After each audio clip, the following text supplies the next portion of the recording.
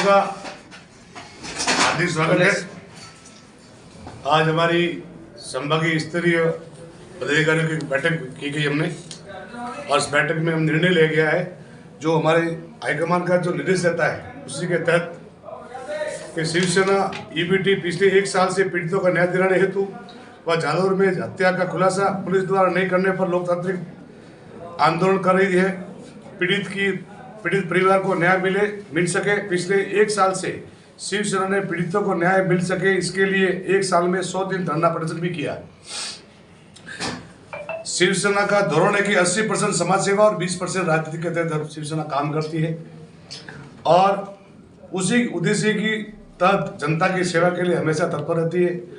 और पिछले 15 सालों से जालौर शहर से बीजेपी के सांसद है, केंद्र में बीजेपी की सरकार है, होते हुए भी जालौर शहर की बड़ी विलंबता है, बड़ी समस्या चल रही है कि कोई उसको सॉर्ट आउट नहीं कर पाता। और खास करके जो हमारे प्रवासी बंधु हैं उनको ट्रेन की समस्या, रोजगार की समस्या, और 50% आबादी जो आज भी प्रवास में मजदूरी के लिए वहाँ बसी हुई है।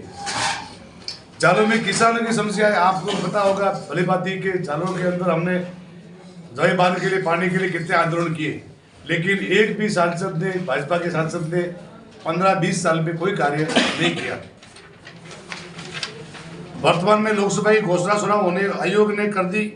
जालौर शहर में शिवसेना पिछले 1 साल से जनता सेवा करने में सक्रिय है। वर्तमान में शिवसेना इंडिया गठबंधन का हिस्सा बन चुकी है हमारी। भले ही राजस्थान में कांग्रेस शिवसेना गठबंधन नहीं है, पर वर्तमान में कांग्रेस ने माली समाज से श्रीमान वैभव गहलोत जी को जालौर शहर का टिकट दिया। अब लोकसभा चुनाव लड़ रहे हैं। पिछले 3 लोकसभा चुनाव में कांग्रेस ने कलबी, पटेल, देवासी समाज व वर्तमान में माली समाज यानी कि समाज के व्यक्ति को लोकसभा चुनाव लड़ने का मौका दिया, पहला कब दिया। और हर समाज के बंधु को कांग्रेस हमेशा समर्थन करती रहती है, भाजपा की तरह एक ही जाति के पीछे नहीं रहती। और इसलिए युवा चेहरा भी है, मौका दिया है। वैभव जी गहलोत ने जालौर शहर के विकास का पूर्ण आश्वासन भी दिया हमको, इसलिए जालौर शहर शिवसेना वैभव गहलोत जी को शहरी विकास हेतु समर्थन करती है। इसलिए जालौर शहर शिवसेना ईबीटी अपना लोकसभा उम्मीदवार नहीं उतारेगी। शिवसेना जालौर शहर के सभी पदाधिकारी व कार्यकर्ता वैभव जी गहलोत का प्रचार करेंगे व उनके साथ तन मन धन से भी कार्य करेंगे। जय हिंद, जय राजस्थान। किसी को सवाल ऊपर से निर्देश जी सर, सेना की तरफ से सेना भवन से हमारा निर्देश है, से आदेश आया हुआ है हमें। यार आपने शिवसेना ने कांग्रेस का समर्थन किया था, आपकी कोई जो प्रक्रिया से विरोध है उससे बात हुई है? जी हमने उनके जो पद अधिकारी है फुकरा जी, पारा सर जी, उनसे भी बात कर दी है, और समर्थन देने के लिए बात की जरूरत नहीं होती है। समर्थन जैसी जनता देती है वैसे हम भी आप लोगों जाके कहा कि हम आपको समर्थन दे नहीं, वो हमारे गठबंधन का हिस्सा है। हमने जब आगे पूछा कि चुनाव लड़ना है कि नहीं लड़ना है, तो हमें हाईकमान से यही आदेश मिला कि आप इंडिया गठबंधन के हिसाब से कांग्रेस को समर्थन करें। उसी के तहत हमने आज ये प्रेस कॉन्फ्रेंस रखी है और घोषणा की। नहीं, वही कह रहा हूँ, आप लोग जाके वहाँ मिले उनको कि भाई हम आपको समर्थन दे रहे हैं, नहीं, या उन्होंने कहा कि भाई आप वहाँ गठबंधन देते हैं, यहाँ पे आप हमारा साथ दीजिए? नहीं, देखो सर, हमने समर्थन दिया है और उनके लिए कार्य करेंगे। उनके जो यहाँ जालौर के जो है फुकरा जी, उनको हमने कर दिया और उन्होंने उसका स्वागत किया है। और आज उनका मद्रास में दौरा होने के कारण, नहीं तो वो यहाँ भी आते, आज मद्रास में उनकी सभा है, इस कारण बाद में हम उनसे मिलेंगे, पर हम खुले तन मन धन से उनके साथ रहेंगे।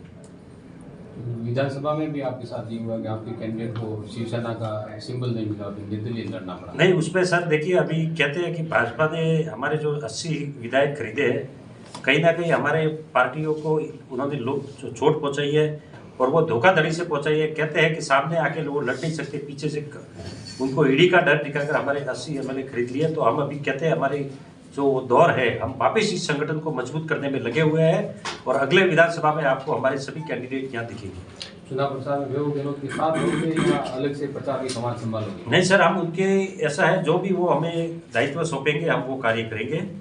और हम हमारे कार्यकर्ताओं को यही निर्देश दिया है हमने कि उनके गांव अपनी जो बूथ है, और भले आप भी देवे और लोगों को भी उसको जिताने का प्रयास करें, क्योंकि वो गठबंधन का हिस्सा है। उनकी जीत शिवसेना की जीत होगी।